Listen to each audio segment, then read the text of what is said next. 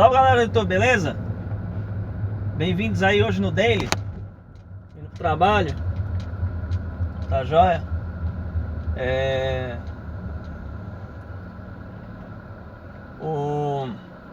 Por que no Daily hoje?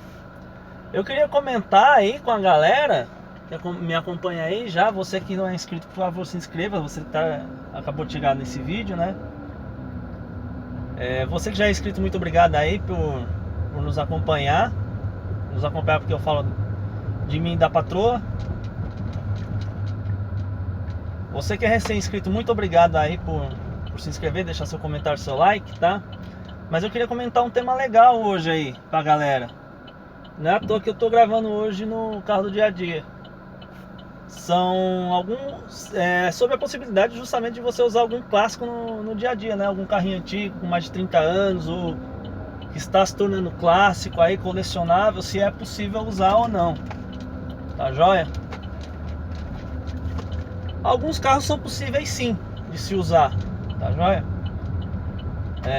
Só a novidade aí do Fuscão, hoje eu ia nele, tá? Porque eu vou tapar um pouquinho aqui o reflexo do som na mão mesmo. Eu vou tentar tirar na edição, mas se não puder eu tô amenizando, tá? O que acontece? Eu iria hoje no Fuscão, mas ele teve uma pequena pane elétrica aí, viu? Ele acendeu direto a luz do alternador aí na hora que eu liguei. Então pode ser até um curto-circuito. E é bom verificar antes, que é um conserto que já foi necessário fazer aí um ano atrás e o problema manifestou novamente, vamos resolver, né? Mas a possibilidade aí de usar carro clássico no dia a dia, na minha visão, eu acho que sim, viu? Nós tivemos aí década de 80, década de 70 até alguns modelos que eles eram racionais do uso do dia a dia, que hoje são clássicos, né?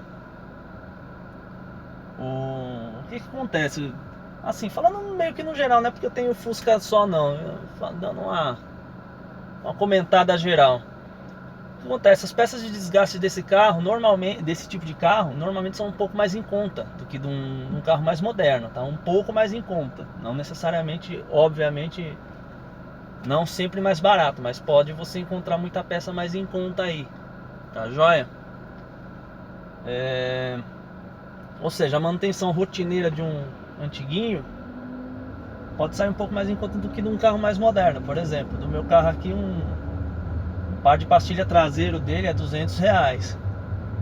Nos antigos aí pode sair desde 20 até 50, par de pastilha dianteiro, né? O dianteiro desse carro aqui meu também mais ou menos está nessa faixa. E pro padrão que esse carro aqui não é nenhum absurdo. Por exemplo, amortecedores são mais baratos. Um amortecedor aí de um carro dos anos 80, aí de repente um parzinho aí. Vou falar do Fusca porque é o que eu sei, né? O jogo de amortecedor Cofap original novo, com garantia de 2 anos aí. Às vezes você acha por conta de R$300. Um carro popular aí, por exemplo, da minha mulher, R$180 o par traseiro, tá joia? Então você tem algumas pecinhas de desgaste aí, às vezes mais em conta, tá? São justamente aquilo que deu o tempo dela, necessidade de substituição, tá? Que é a manutenção de rotina de qualquer carro. Troca de óleo, normalmente esses carros mais antigos, salvo os Opala 6 cilindros, 4 cilindros, aí esses carros com motores muito grandes, troca de óleo aí também, que é uma manutenção rotineira. Às vezes você vai fazer a cada entre 3 e 5 mil quilômetros, 7 mil, dependendo do carro. Por exemplo, no motor a ar do Fusca, eu faço a cada 3 mil km, por ele não ter filtro de óleo, né? Então eu prefiro antecipar um pouquinho do que de repente esticar. Mas aí ter um óleo rodando com mais contaminante. Tá joia?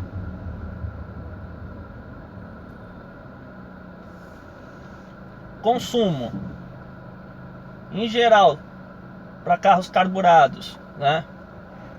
Nós temos um consumo aí civilizado, desde que o carro seja bem regulado, tá? Tudo vai de regulagem. Por exemplo, aí eu citei em 2 vídeos meus aí que o Fusca, que não é um carro que eu uso todo dia, eu uso eventualmente na semana, um rodízio desse. Uso para passear bastante final de semana. Até pequenas viagens aí, como vocês acompanharam aí. O consumo dele é bom, eu considero um consumo bom pela carburação que eu tenho. Uma dupla Solex 40, que está ajustadinha direitinho, que tem um ponto bem regulado, o motor tá, válvula bem regulada, o carro é todo bem reguladinho. Ele está fazendo na cidade a média aí de 8,5 a 9 por litro, com a gasolina de boa qualidade também. E na estrada ele chegou a fazer 15, muito bom, tá? Isso é muito bom. Ainda mais se a gente considerar que é um projeto de motor dos anos 30, né?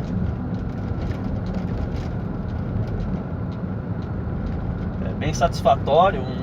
Carburação simples aí vai ter o mesmo rendimento. Talvez você vai ter um pouco menos de força, mas você vai ter um consumo semelhante aí. Meu pai teve muito carro com motor AP aí, tanto carburado quanto injetado, e tanto álcool quanto gasolina. Ele nunca reclamou, por exemplo, de consumo.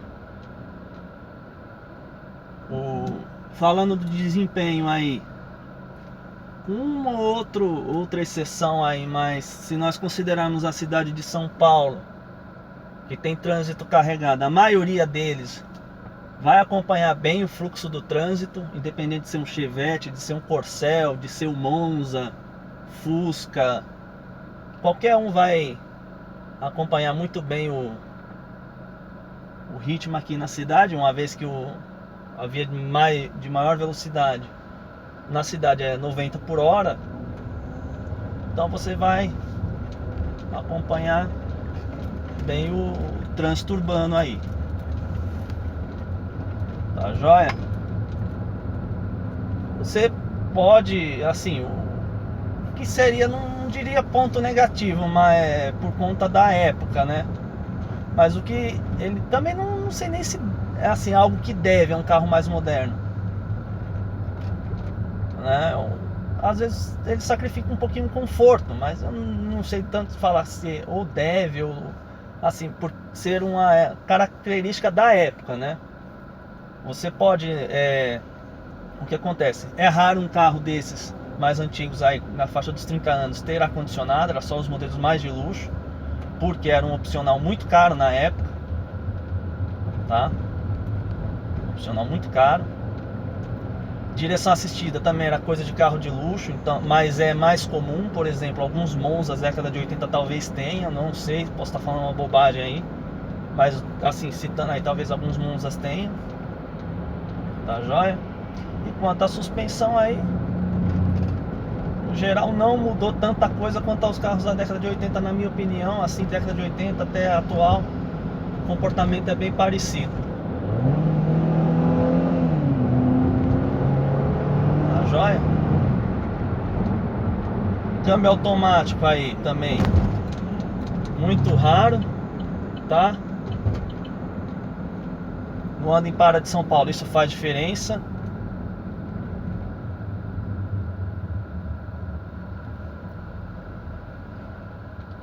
Tem gente até que fala, depois que você anda com carro automático, você não quer voltar pro câmbio manual.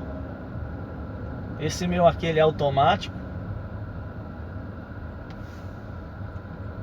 por conta que eu tô com um probleminha aí no ombro eventual, de vez em quando machuca um pouco. Mas eu também, vocês veem que eu uso também carro câmbio manual aí, o próprio Fuscão. Tá joia? Carro da mulher também. Mas pode ser assim, é de característica de época, né? Na época não era difícil você ter um carro direção hidráulica, ar-condicionado, entre outros itens de conforto que são triviais hoje. Por exemplo, mesmo o carro mais básico, as versões mais básicas hoje, você nem cogita em comprar sem ar-condicionado, sem direção assistida e sem o trio elétrico, né? Coisa que na época era caro, era raro, esse tipo de coisa. Mas é possível sim usar carro antigo com mais de 30 anos. Algumas versões aí você tem, às vezes, alguns modelos, alguma dificuldade em encontrar peças de lataria, de repente se por acaso se envolver em acidente. Mas normalmente aqui falando da cidade de São Paulo, o pessoal costuma respeitar, mas não gosta de ficar atrás, né? Eles acham que alguns aqui, o meu irmão é um exemplo claro. Ele fala que vai quebrar, que vai parar, que tá meio devagar, que tá fumando, alguma coisa nesse tipo, né? Alguma coisa nesse tipo, mas você consegue usar sim. Eu, por exemplo, eu teria, se fosse para escolher carro antigo para rodar no dia a dia, eu escolheria tranquilamente, tá joia? E nessa aí você tem uma infinidade de modelos aí à disposição, principalmente esses que tiveram muita venda, né? Por exemplo, Fusca mesmo, na minha opinião, os 73 acima, desde que eu considero o estado original, tá? Por conta de peça de lataria, mas qualquer Fusca te atende.